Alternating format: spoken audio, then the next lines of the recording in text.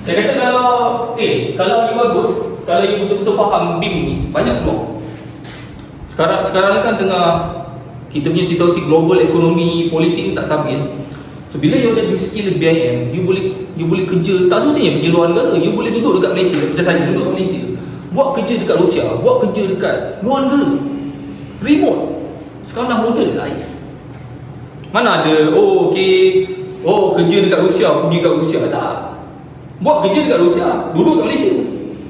Buat kerja dekat US, duduk dekat Coffee Bean, dekat belakangnya, dekat KL belakang, contoh. Fleksibel. Okay. Dia minda tu, dia sekarang ni zaman dah berubah.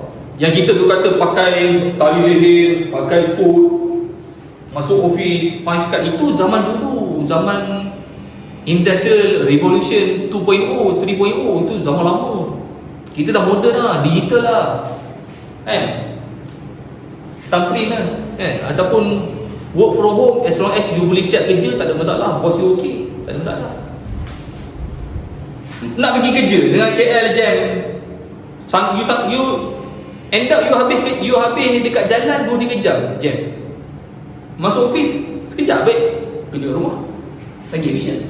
Okay.